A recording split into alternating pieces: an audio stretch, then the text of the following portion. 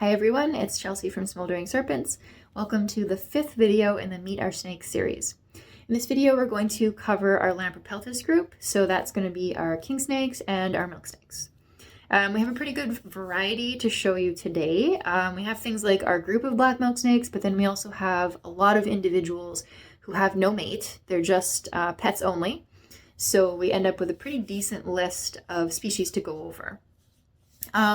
We certainly had more Lampropeltis species in the past. We bred more Lampropeltis species in the past, but over the years we've moved much more towards rat snakes. You can see that. I mean, the first 4 videos of this series was entirely rat snakes, and now I can fit all of our kings and milks in one single group here. So that shift has happened over many years for a variety of reasons, mostly just boiling down to we enjoy the behavior of rat snakes a little bit more than your average Lampropeltis species.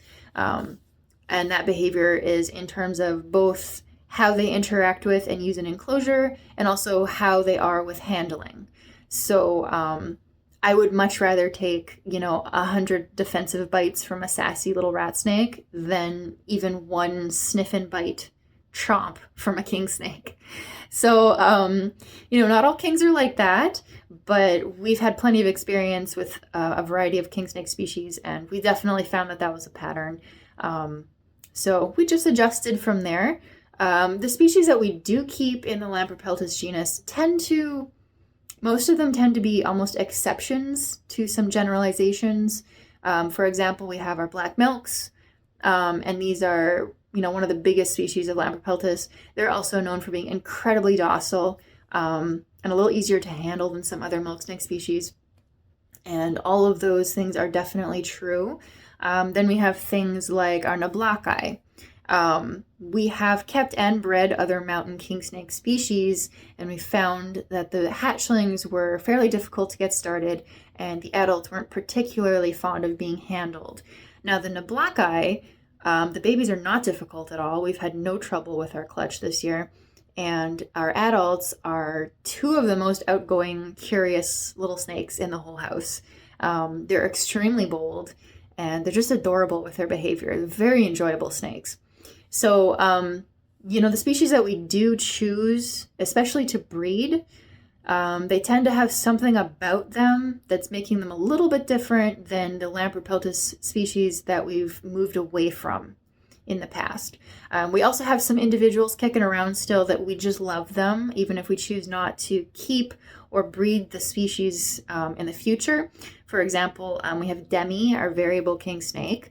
We used to have quite a large group of variable king snakes, and they're wonderful little snakes. We really do love them, but again, just other species are appealing more to us, and we never want to overextend ourselves with how many we're keeping.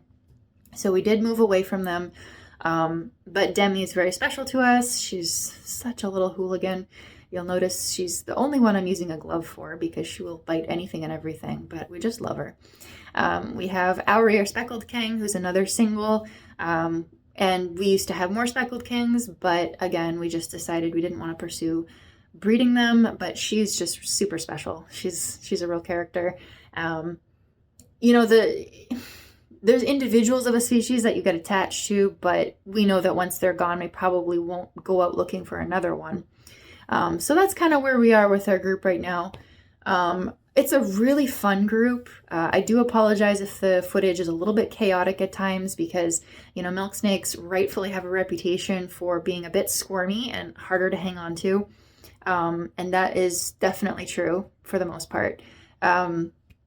So it becomes even more so when you're talking about a 6-foot black milksnake now, and then to try to handle him gracefully and try to lean over and look at my phone and make sure he's in the shot properly, and it was a little bit of a struggle, but so I apologize if the footage isn't quite as good as some of the other videos, but I think it came out okay. Really great group though.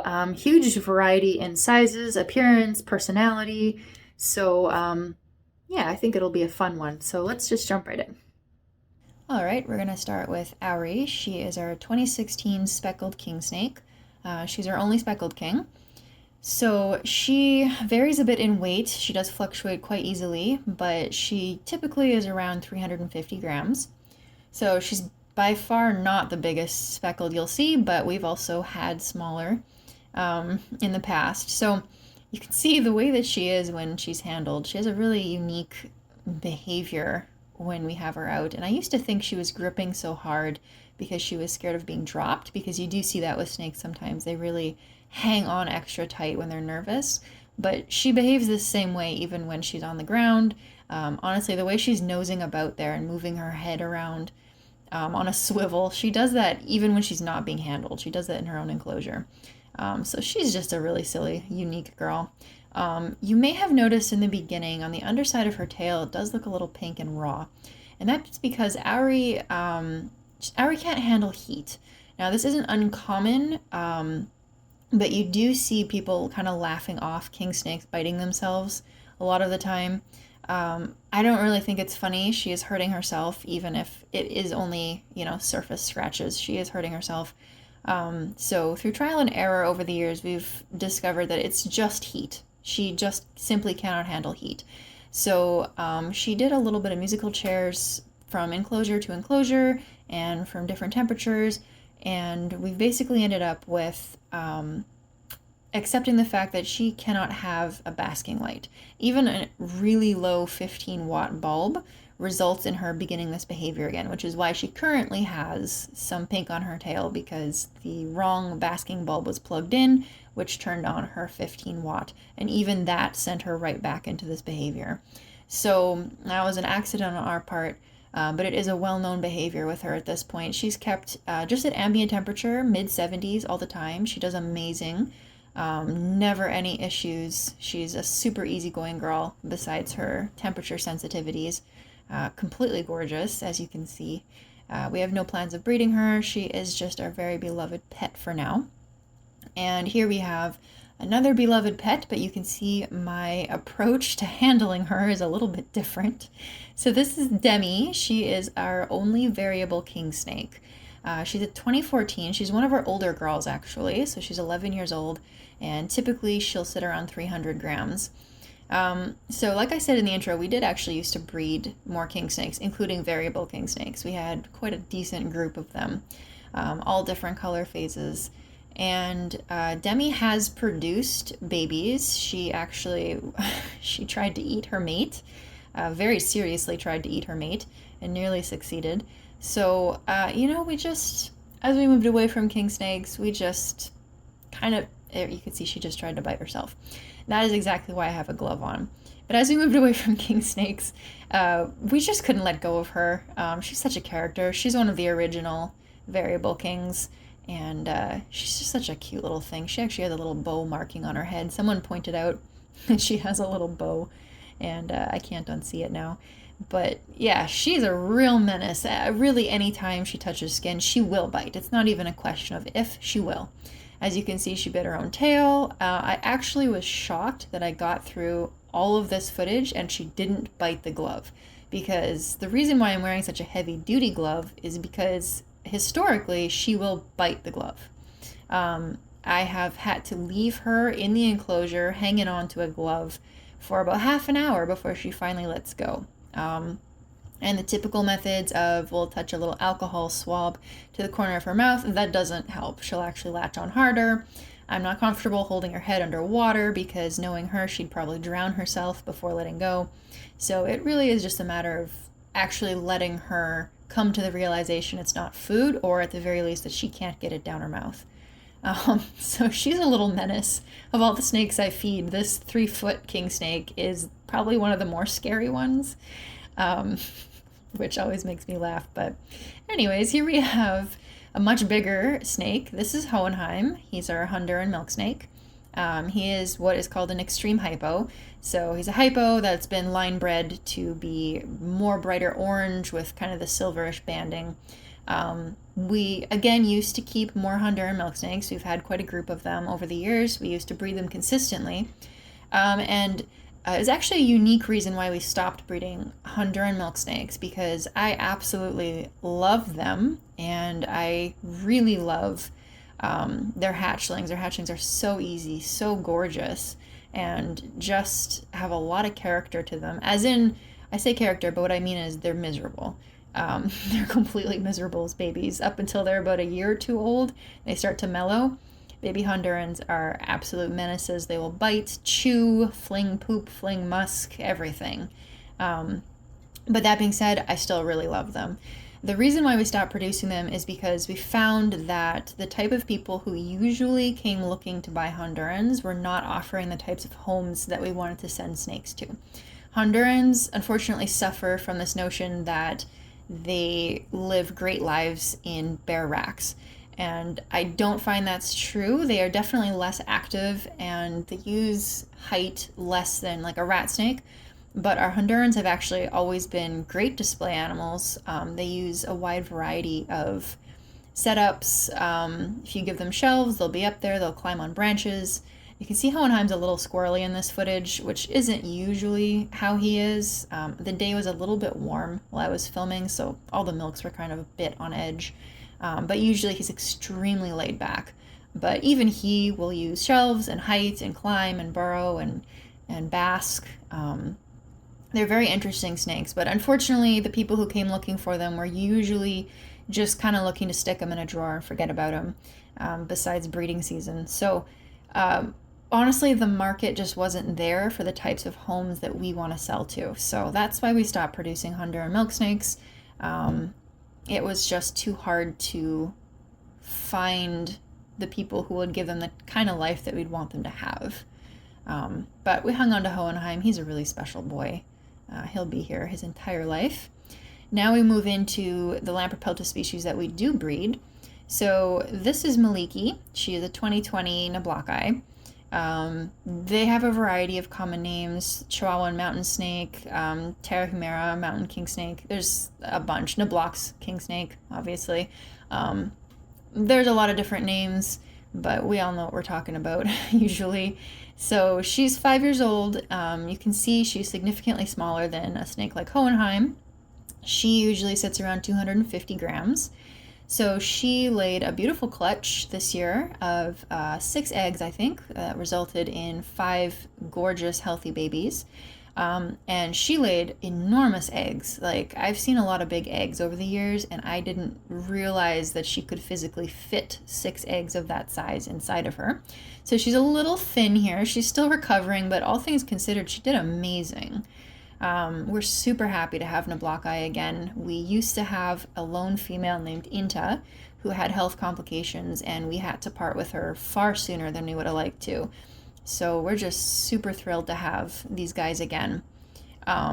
They are a little bit squirmy when you're handling them. We don't handle ours super often.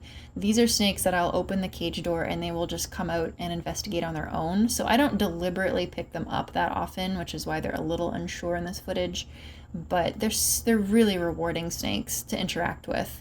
Our male here, right here, this is Tapio. And Tapio is also 2020. He stays under 200 grams. His healthy weight is about 180, so he is really small. He is our smallest adult snake. He's a little bit more squirmy than she is, but he did great, all things considered. You can see he's a little bit more of an orange color, a little bit brighter orange color, whereas she has a bit more of an orange tint to her. They're both super beautiful. I just can't get enough of these guys. I know for anyone who follows along with our social media, you will have seen me ranting and raving about these guys ever since we got them. We were offered them from a former customer who had snakes from us, and he was looking to rehome them and felt that we'd give them a good home. And I was absolutely thrilled because after we lost Inta, we hadn't gotten around to finding some nice ones again, and I had been admiring this person's pair for a while. I was waiting for babies from them.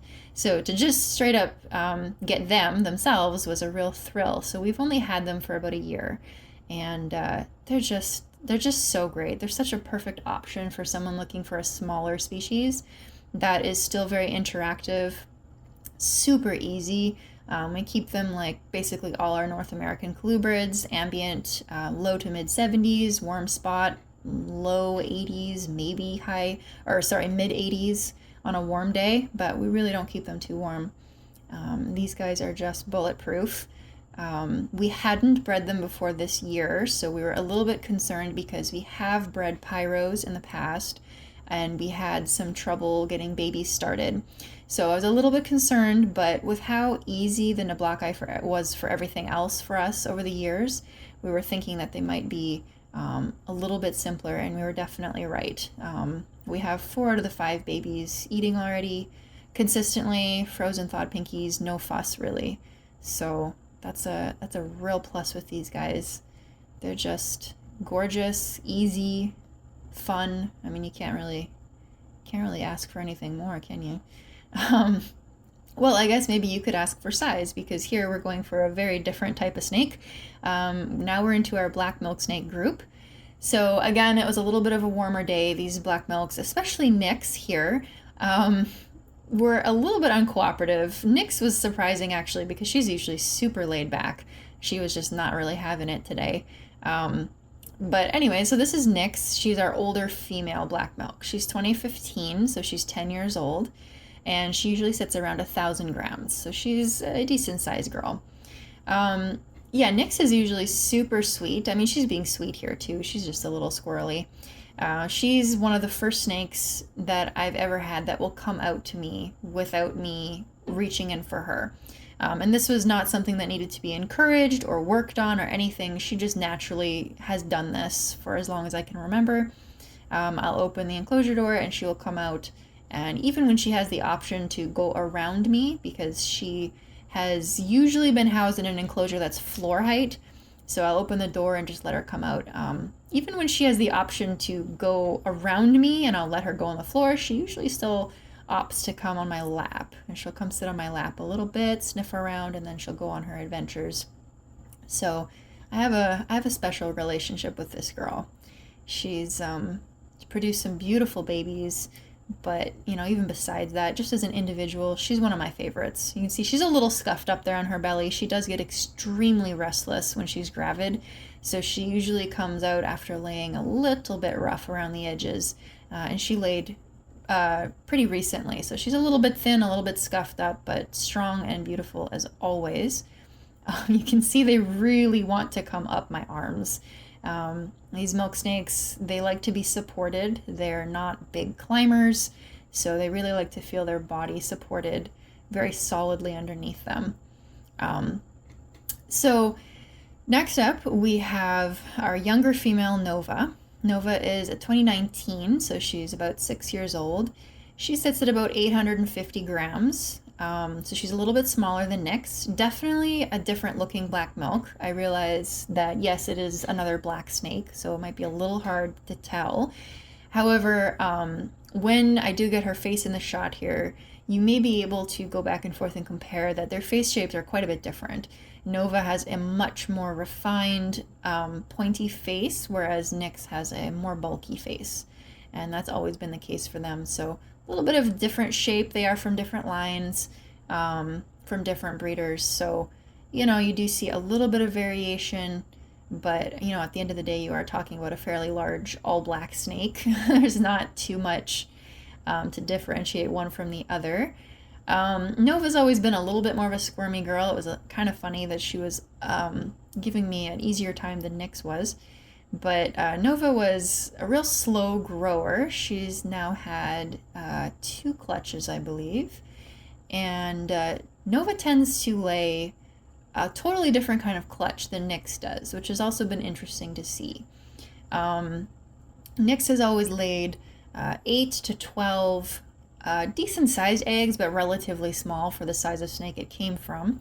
And Nova shocked us with having 2 to 4 really huge eggs. And that also translates to really big babies. Nyx's babies usually hatch around 20 to 25 grams, and Nova's babies are 30 grams plus. So it's just interesting to see. They're both being bred with the same male, with Skotos, and I was shocked to see Nova's eggs because they're basically like big fat sausages. It was a little bit surprising to see that come out of her. You can see she also just laid. She only gave us 2 eggs this year, which is totally fine. We take what we can get. And of course, after only 2 eggs, she looks amazing because she did barely produce anything. You can see that gorgeous shine on her. Now, this is actually Nova's baby from last year. So this little guy's Pokie. He's a 2024, and we didn't actually intend to hang on to a black milk, especially not a male, but he just captured my heart and I couldn't bear to part with him. He actually took 4 days to get out of his egg from the time he pipped till the time he actually left the egg. Now, I don't know, I had peeked in there a good number of times to make sure he was okay, because sometimes you'll have babies that are not fully developed, or sometimes they will have some defects. Sometimes kinked babies don't want to leave the egg. So I was a little bit worried about him, so I did keep checking on him. You also get cases where they'll pip, but they also want to stay in there and absorb more yolk.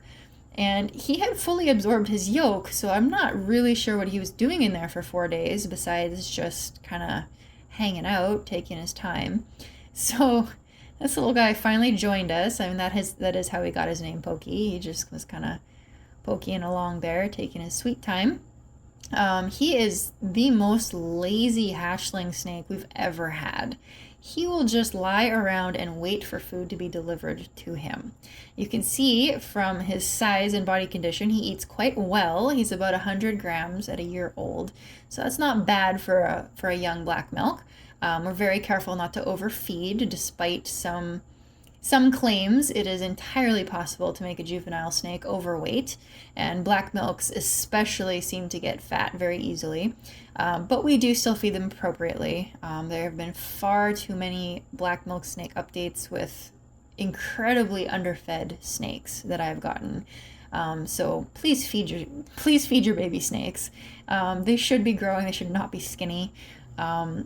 And, you know, there's a somewhat fine line to walk there of keeping them well fed without letting them get too fat. And, you know, Pokie is the upper end of body condition that I like to see, but he is putting it all into growth. And he's such a good boy. You see the size of his head. He is going to be a giant for sure, and going to be a very beloved pet for his life. This is his dad. This is Skotos. This is the snake we'll end this video with. And I'm guessing that Pokie's going to end up at least Skotos' size. Skotos is a 2015, so he is also 10 years old, and he sits at about 1,200 grams, so he is our biggest Lampropeltis. He is also one of the hardest to hang on to. He is just constantly moving, and if you've ever felt the texture of a large milksnake's scales, they're incredibly glossy, and you basically have no grip. So he's always been a challenge to even photograph, never mind take several minutes of good footage. As you can see, I am struggling a little bit. So I do get asked a lot what our black milksnakes eat, and here I can give some really clear examples. So Skotos, like I said, 1,200 gram, 10-year-old male. He eats 1 to 2 day-old chicks every week. And this has been working really well for him for years. This isn't a new diet for him. He's been on mostly chicks for many years, and he maintains his body condition really well. We like to keep our males especially on the more slender side. We don't like to have a lot of extra weight on the boys. And the females, like I said, with the face shape difference, Nova does not have the face size to eat a day-old chick, so she is eating 1 adult mouse once a week, and she maintains her 850 gram body condition. Nyx, she'll eat either 1 day-old chick or occasionally a small rat during breeding season once a week. So you can see their metabolism is really not fast. So yeah, really fun snakes, and really easy to care for. So that was it for our kingsnakes and milksnakes. I hope you enjoyed that group. Our next video is actually going to be our last one in this series, and it's going to basically be a miscellaneous video. Anyone who didn't really fit into another category of either rat snakes or milksnakes and kingsnakes are going to get shoved in this video. So we have things like our bull snakes, cribbos, falsies, and neotropical bird snakes. I'm not entirely sure if that's it, actually. But anyway, that's the majority of them. So it's going to be a really fun video. Obviously, a ton of variation there. Most of our giants are going to be in that video. So, you know, it was a lot of fun to film. A real adventure to get some of these guys. get some good footage of them. But anyways, I got it done, and I should be able to have that video out pretty shortly, and that'll wrap up our series. So until then, I hope you all have a great day.